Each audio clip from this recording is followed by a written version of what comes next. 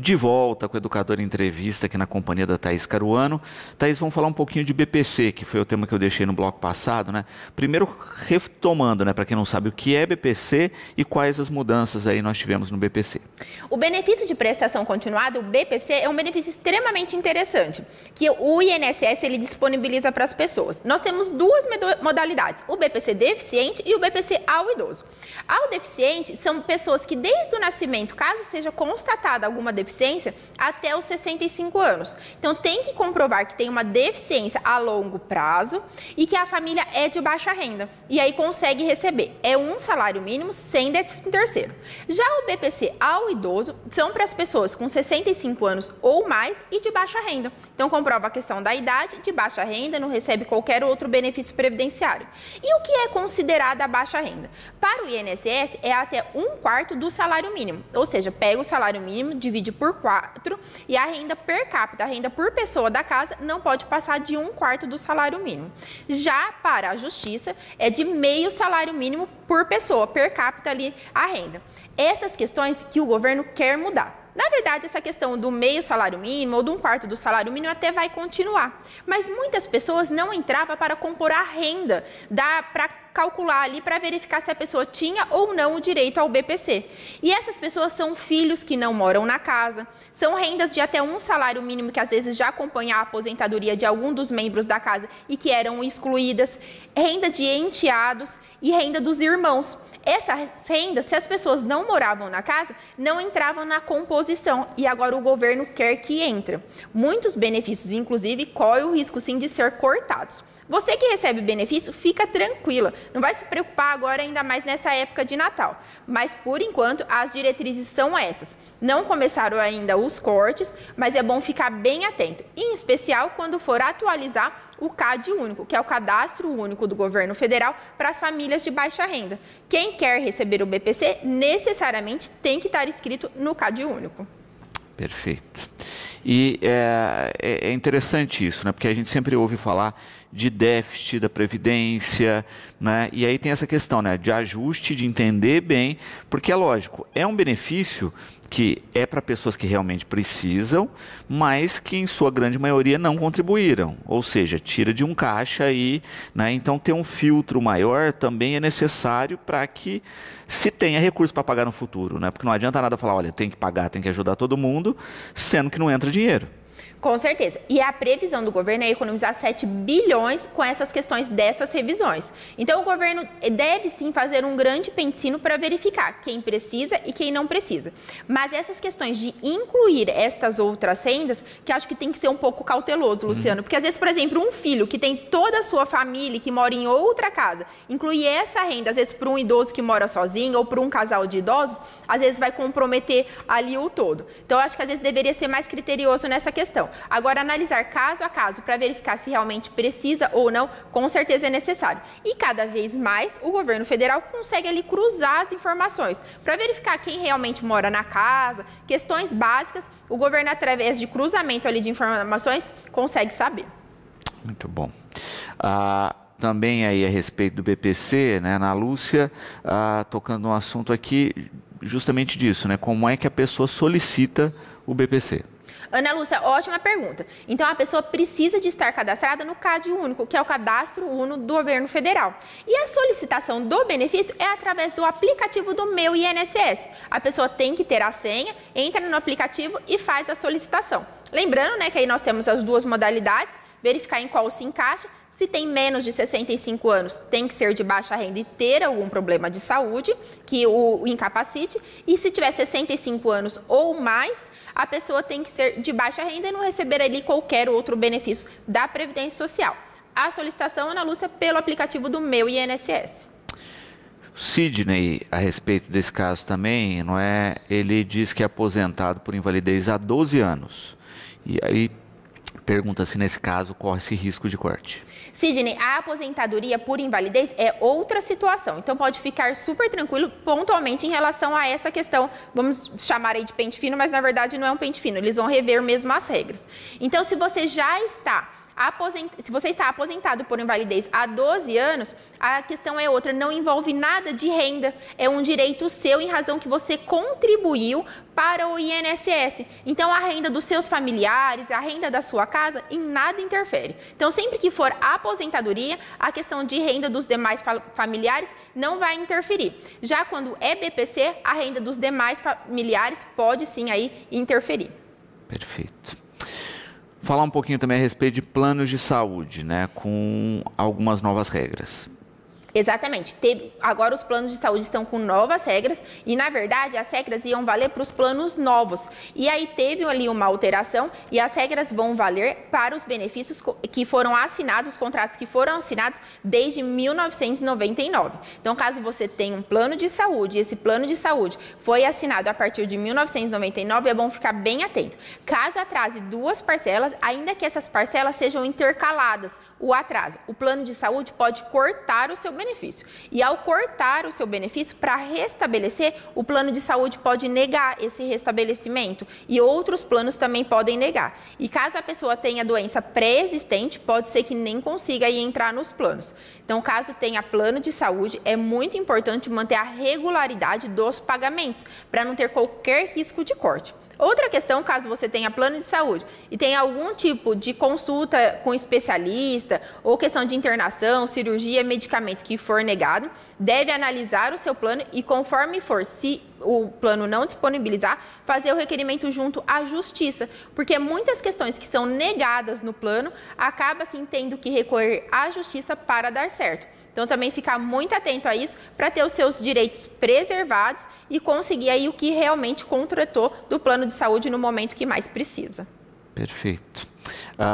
Também é interessante, né, destacar justamente isso, né, perfil de regras, entender agora, em especial, essa questão da manutenção do pagamento, né, em função do cancelamento, de entender isso como prioridade, né, porque também era uma das coisas que os planos alegavam, né, olha, o plano fica deficitário em função da inadimplência, e aí, entre aspas, muito dos aumentos que se propunha era para cobrir o déficit da inadimplência.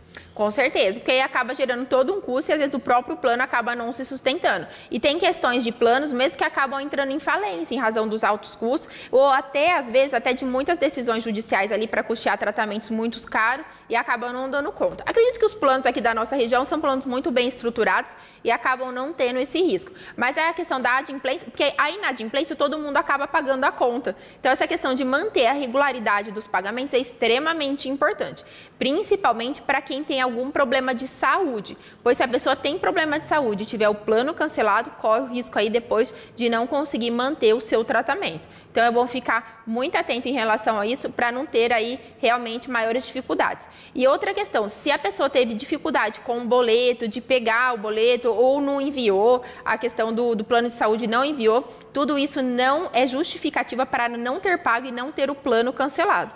Então, se você sabe que tem que pagar o plano certinho, qual a data, vá atrás do seu boleto. Verifica ali os meios de conseguir esse boleto, porque se não chegou qualquer questão, depois isso não é justificativa para manter aí a questão do plano de saúde. O plano pode cancelar caso tenha 2 atrasos dentro de 1 ano. Perfeito. Ana Cláudia, aqui a respeito de planos, né? E a questão de cobrança, a mudanças de idade, etc. É possível reclamar, recorrer disso?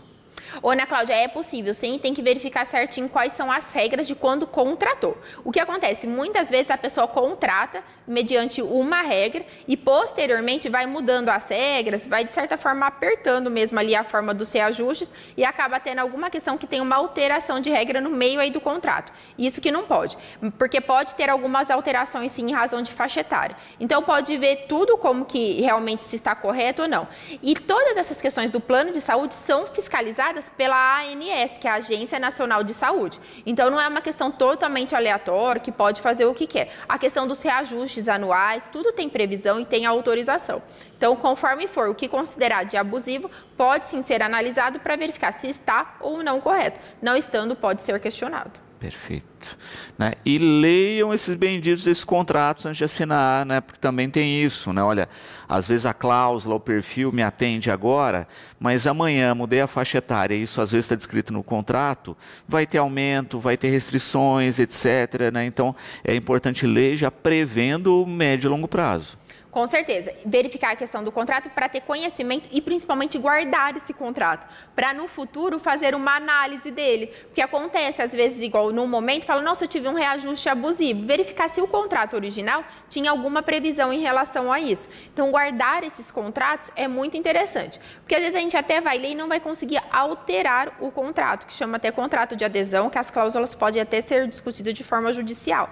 Então, não vai conseguir ali alterar o contrato. Porém, guardar para depois saber realmente o que assinou, isso com certeza é muito importante e lá na frente pode acabar sendo benéfico. Muitas pessoas, por exemplo, contratam um plano que não tem direito à internação. Então, não tem internação, não tem cirurgia e realmente não contratou. Então, tem que verificar. Então, sempre que tiver uma negativa do plano, tem algumas negativas que não estão de todo errado. E a gente não pode ali se basear, vai lá e falar, eu preciso de tal consulta. O plano fala, você não tem direito. Tem sempre que analisar, então verificar o contrato que realmente está contratado. O que a Agência Nacional de Saúde prevê em relação àquilo, porque tem algumas questões também que são obrigatórias para o plano disponibilizar. E aí, a partir do momento o que é obrigatório, o que realmente está contratado, cobrar realmente ali do plano. E o que não tiver, claro, não vai conseguir cobrar. Falar um pouquinho aí a respeito de período de experiência, né, no trabalho. Para que serve? Quais são as garantias que a pessoa tem e se for demitido, né, no período de experiência, o que ocorre? Quando um funcionário é contratado, a partir do primeiro dia ele já deve ser registrado. E nesse período, nesse primeiro momento ali que ele trabalha, ele pode ter o contrato de experiência. Esse contrato de experiência, ele não pode ultrapassar 90 dias. E dentro dele pode ter uma prorrogação. Então, por exemplo, ele pode ser de 45 mais 45, 30 mais 60 dias. Ele não pode ultrapassar 90 dias e pode ter apenas uma prorrogação ali durante esse período de 90 dias. Enquanto estiver no contrato de experiência, a pessoa também pode sim ser desligada. Porém, se ela for desligada, o empregador ele tem que pagar uma multa, se for antes do término dele. Então, se for, por exemplo, se o contrato for sem qualquer prorrogação, for de 90 dias, deu mais ou menos 50 dias, o empregador resolve demitir, já desligar o funcionário, vai ter que pagar uma multa, que é metade do que faltava dos salários até o término do contrato. Então, tem que ficar muito atento em relação a isso. E terminou o contrato de experiência e esse contrato de experiência não passou para ser um contrato por prazo indeterminado. O que acontece ali?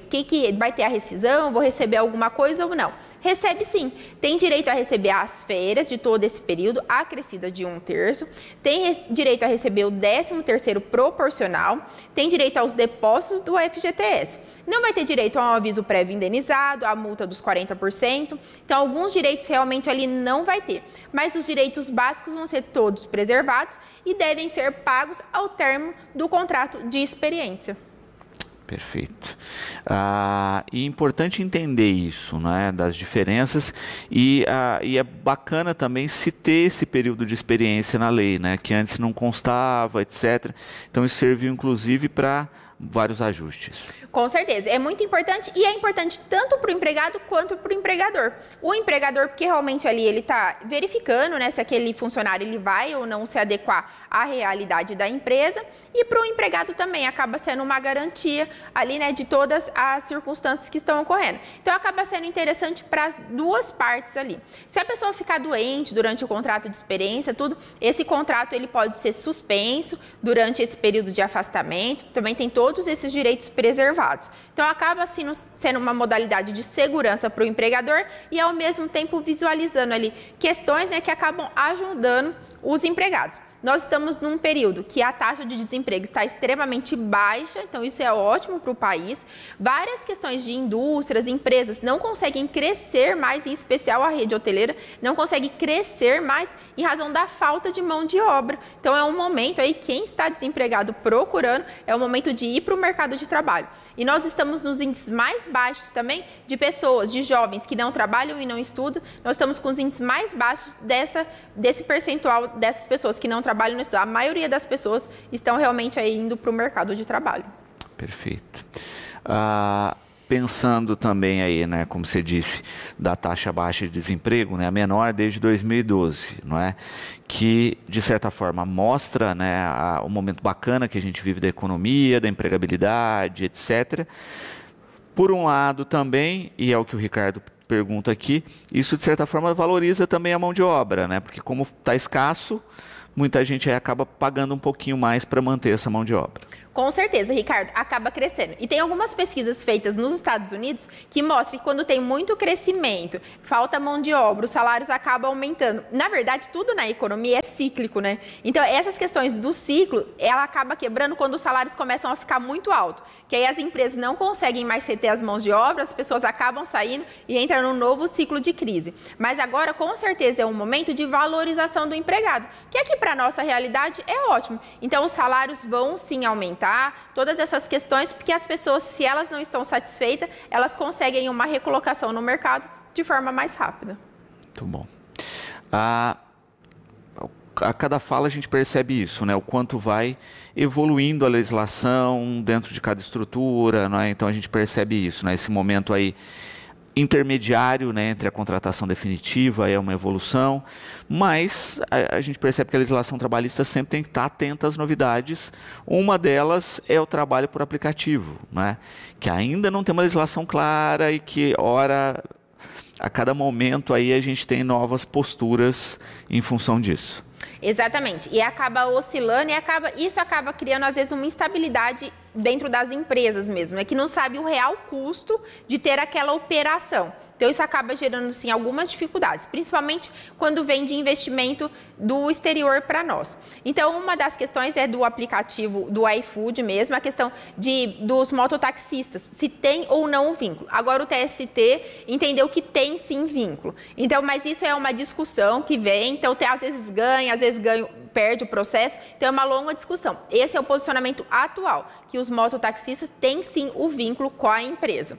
Ao meu ver, assim, um posicionamento pessoal, ainda que se não tiver o vínculo, que pague ali por corrida, porque o que os aplicativos eles pontuam é que as pessoas às vezes têm mais de um emprego, e realmente, às vezes o mototaxista até no mesmo momento, ele está entregando para mais de um local diferente. Então, acaba sendo ali uma longa discussão, se tem ou não, se preenche ou não os requisitos para ser empregado. Então, isso é toda uma discussão que se tem para verificar. Mas, às vezes, a legislação, às vezes, de obrigar ali, registrar como empregado, ter todas as questões como empregado, pode também fazer a obrigatoriedade do aplicativo pagar o INSS com base no que a pessoa recebe. Com isso se cria um meio termo, né? O governo, se a pessoa sofreu um acidente, qualquer questão assim, não sobra toda a conta para o governo, porque pelo menos teve os recolhimentos devidos e ao mesmo tempo não é considerado um empregado, gerando uma maior flexibilidade ali para as próximas pessoas que prestam o serviço. Então, ao meu ver, um meio termo ali seria o mais prudente. Mas, por enquanto, o posicionamento do TST atual é que tem, sim, vínculo empregatício entre o mototaxista e o aplicativo. Muito bom. E justamente isso, né? Parece que muitas vezes vem uma ferramenta que tenta, entre aspas, burlar a legislação, né? Ou criar aí outras formas de configuração de trabalho, mas sempre a gente vai ter isso, né? Olha, está fora, não configura, vale o que está ou se aproxima do que está na lei. Com certeza. Esse é um momento de adaptação, né, Luciano? Então, assim, às vezes são questões novas mesmo para a sociedade. Então, por isso que até a jurisprudência, que são os julgados, eles acabam oscilando. Hora dá certo, hora não. Então, acaba oscilando ali nos posicionamentos, porque é novo para todo mundo. Até que chega um momento e pacifica, fala, não, vai ser isso e pronto. Seja através da legislação ou seja através de um posicionamento do tribunal mesmo. Que é o esperado até para criar uma estabilidade jurídica. Muito bom. A Ariane aqui colocando também uma questão interessante, né, que a gente falava do mercado de trabalho aquecido e da dificuldade muitas vezes ainda, né? Olha, a gente não é que todo mundo está empregado, a gente tem um volume grande de desempregados, só o índice é menor aí desde 2012, mas ainda com vagas, que é um grande problema do paradoxo do Brasil, né? Você tem vagas, mas você não tem gente qualificada para a vaga. Realmente, Ariane, isso acaba acontecendo sim, porque às vezes a mão de obra não está especializada o suficiente, né? Então aí também cabe às empresas criar mecanismos de treinamento, que essa, se for verificar ali, é uma luta mesmo, porque você achar uma mão de obra, às vezes a pessoa até tem qualificação profissional, estudou até determinada área que é necessário, mas às vezes não entende especificamente daquela área, né? Então, às vezes, a empresa tem que fazer a contrapartida, né? Isso acaba, claro, onerando ali todo o processo, mas a empresa tem que fazer a contrapartida de treinamento, o que com certeza aí acaba acontecendo. E aí é uma questão, eu sempre defendo muito que eu considero que a nossa democracia está em evolução e a evolução da democracia sempre passa por questões de educação. Então, nossas escolas precisam cada vez melhorar mais, né, de forma a ir equiparando, né, o que realmente as empresas precisam para o que as escolas, né, estão disponibilizando. Uhum. E é o que o Júlio coloca, né? A gente percebeu de várias empresas com esses programas.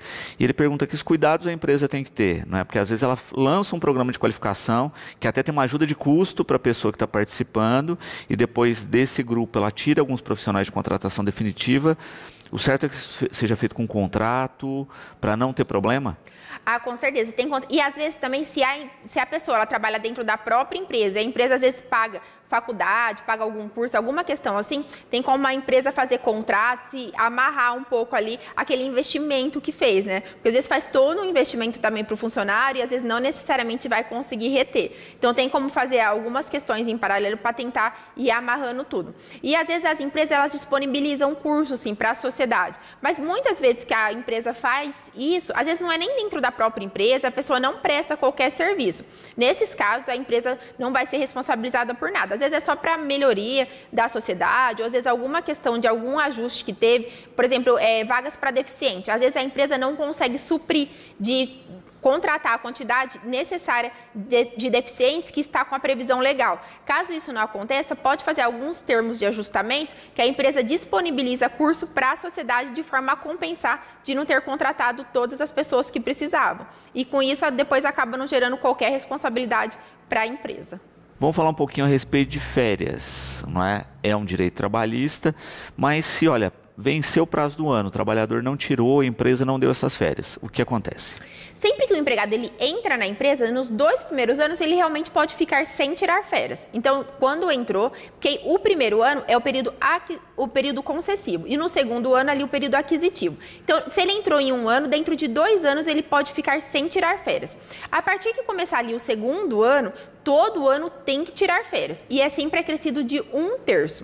Se acontece da pessoa ficar ou passar esses períodos de 2 anos sem tirar, ou a partir ali, depois do segundo ano, ficar também sem tirar, essas férias, ela passou o período. Então, ele não tirou dentro do prazo. Não tirando dentro do prazo, elas deverão ser pagas em dobro. Então, vão ser pagos ali 2 salários e 1/3 também é pago em dobro. Então, sempre que o empregador não disponibilizar as férias no período correto, vai ter essa multa de ter o pagamento aí em dobro. Então, é bom ficar muito atento em relação a isso.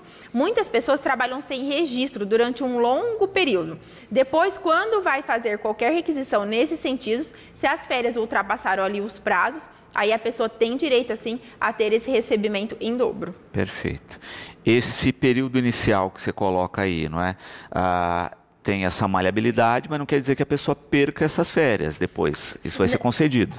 Não, com certeza não perde. Então, se trabalhou 2 anos e durante esses 2 anos não retirou as férias, está com direito a 2 férias. Então, umas férias já está vencida e a outra vai ter mais 1 ano para tirar. Mas a primeira já tem até que tirar. Então, só nesse período, nos 2 primeiros anos, que consegue ter um prazo maior para retirar as férias. Depois tem que tirar de forma sucessiva todo ano. Perfeito.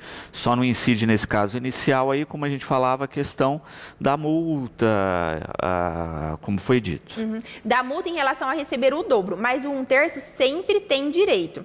E essa questão das férias, se acontecer de ter rescisão, qualquer questão, se a pessoa pediu demissão ou se ela é demitida, ela também vai receber essas férias. Se for demitido por justa causa, vai receber apenas as férias vencidas. As férias que receberia proporcionais não recebe, mas férias vencidas até na justa causa recebe. Perfeito. Caio aqui, não é, perguntando a respeito de pessoas que trabalham, né, em estruturas de risco ou com produtos químicos, etc., né? Como é que isso está configurado na legislação hoje e se tem, né, um período menor de trabalho e acréscimo de vencimentos. Caio, nesse caso, se a pessoa trabalha em algum local que ela tem um risco ali que iminente, por exemplo, um local que tem risco ali de uma explosão, um eletricista que tem um risco de choque, tem direito à periculosidade. Então, ela trabalha ali o período e ela tem um acréscimo no salário de 30%. Então, 30% é o acréscimo que tem quem trabalha em ambiente com periculosidade. Periculosidade é algum risco que pode acontecer a qualquer momento, mas a pessoa ela não fica ali exposta, ela fica exposta direto, mas por alguma questão que possa acontecer, ela recebe a periculosidade. Então, por exemplo, o eletricista, ele trabalha em redes aí, né, de eletricidade e ele pode vir tomar um choque a qualquer momento. Por correr esse risco de tomar o choque, ele tem direito a esse acréscimo de 30%.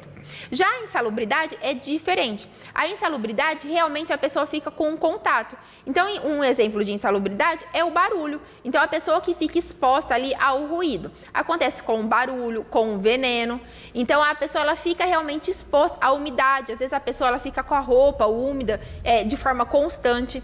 E a insalubridade, ela tem grau. Ela pode ser de 10, 20 ou 40%. Conforme o grau de exposição, o que faz mal aquela questão para a saúde da pessoa. Então, se for considerada de grau baixo, 10%, médio 20%, e se for um grau mais grave, 40%. O tempo de serviço interfere para as questões até de aposentadoria e as questões de insalubridade também vai interferir na aposentadoria. Então, é até interessante ali guardar a questão de olerites e tudo e consegue sim aposentar antes. A questão do tempo de serviço, algumas áreas têm algumas diferenciações, mas são bem pontuais e o restante trabalha realmente ali a carga cheia. Muito bom. E é importante isso, né? Porque isso é previsto em legislação, as empresas já sabem dessas regras e o funcionário já é contratado mediante isso. Com certeza. E essas questões são, na verdade, para preservar a segurança e a saúde do empregado. Então, não são questões apenas ali para ter acréscimos no salário. Na verdade, é uma proteção à saúde. Se nós pegarmos uma pessoa, por exemplo, que está exposta a veneno, ou às vezes a questão de fuligem, qualquer questão assim, isso a longo prazo, claro que vai fazer mal para a saúde da pessoa. Então, essas são questões de proteção e, de certa forma, até indenização em razão dos problemas de saúde que pode gerar, né, toda essa exposição. Muitas vezes o ruído, a pessoa usa protetor auricular e fala, então como eu uso protetor? Os protetores de ouvido ali mesmo para não ouvir o barulho. Por mais que isole, então a pessoa usa o protetor nos ouvidos e tem um isolamento total do meio externo. Mesmo assim, é considerado insalubre. Por quê? Esse barulho, ele causa uma vibração no corpo. A pessoa ela não está totalmente imune, ainda que use ali os protetores auriculares. Então, mesmo assim, existe sim uma questão que acaba prejudicando a saúde do trabalhador. Perfeito. Rogério aqui perguntando a respeito, né, dos equipamentos de segurança. Existe obrigação das empresas fornecerem, mas também do trabalhador utilizar. Trabalhador que se nega a utilizar pode ser demitido por justa causa? Com certeza, Rogério, ótima pergunta. Pode sim ser demitido por justa causa. Então, além do funcionário que se nega, ele pode ser demitido por justa causa, cabe também à empresa fiscalizar e dar os treinamentos adequados para a sua utilização. Mas se tem a determinação, se for disponibilizado, o funcionário ele tem que usar, senão primeiro recebe advertência, depois pode receber uma suspensão e, por último caso, pode sim ali receber uma justa causa. Então, ficar bem atento. A empresa disponibilizou e a empresa tem que ter todo um controle, porque conforme for os equipamentos disponibilizados, a empresa ela pode ficar isenta de pagar a questão de insalubridade, periculosidade, se conseguiu realmente ali neutralizar todo o ambiente através dos equipamentos de proteção individual. Perfeito. E tem isso, né? Olha, o equipamento para a empresa. Hoje as empresas entendem a utilidade disso, porque como você coloca também, até reduz aí carga tributária, né, etc. Mas ao mesmo tempo tem essa responsabilidade do uso, porque se não usa também pode gerar multa, entre outros problemas. Com certeza, tem várias fiscalizações que a empresa pode sofrer, então tem que estar todo adequado, tanto o ambiente, todas as questões tem que estar aí extremamente adequado. Muito bom.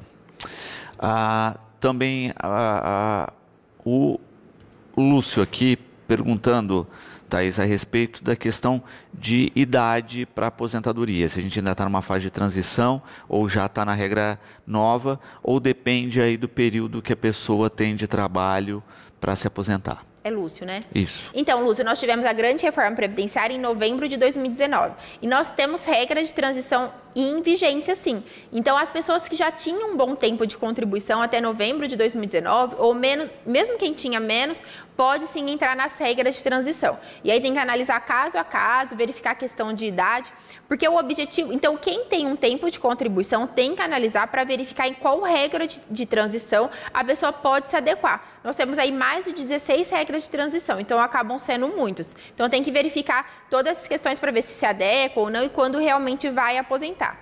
Mas o objetivo do governo a médio e longo prazo é termos apenas as aposentadorias por idade, que homem vai aposentar aos 65 e mulher aos 62 anos. Então, o objetivo do governo é esse. Lembrando que quem trabalhou apenas no meio rural, as mulheres aposentam aos 55 e o homem aos 60. E o mesmo acontece para as pessoas que têm algum tipo de deficiência. As mulheres também aposentam aos 55 e os homens aos 60.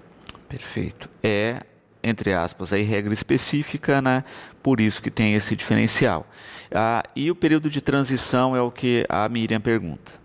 O período de transição, quem tinha qualquer contribuição antes, ou ali um período de contribuição anterior à reforma previdenciária, que foi em novembro de 2019, pode entrar nas regras aí de transição. Mas é que com o passar do tempo, as regras de transição acabam não sendo mais tão benéficas. Ela beneficiou muito quem tem um bom tempo de contribuição, foram as pessoas que mais beneficiaram.